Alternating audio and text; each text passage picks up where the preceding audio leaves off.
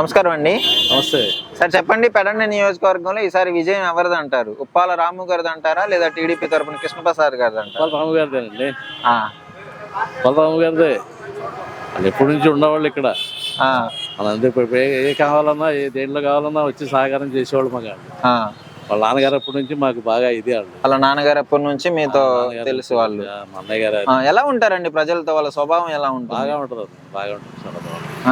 అందరితో బాగుంటారు. అయితే ఇప్పుడు రాము గారిని అలా అంటే ఇప్పుడు అసలు జగన్ గారికి పోటీగా 3 పార్టీలు వస్తున్నాయి. 3 పార్టీలు వచ్చాయంటే మరి బలం వాళ్ళకి ఎక్కువ ఉంటుందనే కదా. 30 పార్టీలు కలుపుకునేవ్వండి, మాకేంటి? మా పార్టీ మాదే. భయం లేదా? 175 అంతే. 175 అంటే 175 అంతే.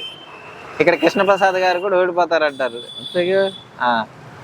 రాము గారే వస్తారు. 175 అంటే మళ్ళీ ఓడిపోతారనే చెప్పేది. ఇన్నేళ్లలో ప్రభుత్వం రాకముందు ఎలా ఉండేది పాలన, వచ్చిన తర్వాత జగన్ గారి పాలన ఎలా ఉంది? బాగుందిగా. అంత ముందు బాగాలేదు. నియంత పాలన అంత ముందు. అంతే. అందరు పరిపాలన ఇప్పుడు కూడా అలానే ఉంది. ఓన్లీ వైసీపీ వాళ్ళకి పథకాలు ఇచ్చుకుంటున్నారు. వైసీపీ వాళ్ళకి ఇంటికి వెళ్ళి అడిగితే తెలుస్తుంది, చెప్తారు. గడపడకపోతే తిరిగాం మేము. ఓకే. ప్రతి ఇంట్లో మాకు అంతా స్పందించిన వాళ్ళే కానీ మాకు ఇది రాలేదు మాకు అది రాలేదు చెప్పిన వాళ్ళు ఎవరు లేదు. ఇప్పుడు వాలంటీర్లు పెట్టడము, సచివాలయాలు పెట్టడము, పథకాలు ఇవ్వడము, అమ్మఒడి, ఇవన్నీ ఎక్కువగా డబ్బులు ఇచ్చేస్తున్నాడు జగన్ గారు అనే విధంగా చెప్తున్నారు. ఈయనకంటే ఎక్కువ ఇచ్చేస్తా అన్నారు వాళ్ళు. మళ్ళీ వాళ్ళ ఎక్కడి నుంచి తీసుకొచ్చేస్తారు? డబుల్ పథకాలు ఇస్తా అన్నాడు చంద్రబాబు. వాళ్ళ ఎక్కడి నుంచి ఇస్తారు? ఆయన అన్నీ ఏమంటాడంటే పథకాలు మేమైతే వాళ్ళు ఇప్పుడు డబుల్ ఇస్తానంటే ఎవరు ఒప్పుకుంటారు? ప్రజలు ఒప్పుకోరు కదా. అంతకుముందు 14 సంవత్సరాలు ఇండస్ట్రీ సీఎం, 40 సంవత్సరాలు ఇండస్ట్రీ చంద్రబాబు నాయుడు గారు. వాళ్ళు ఎంతమందిని కలుపుకోవాల్సిన అవసరం ఏముంది?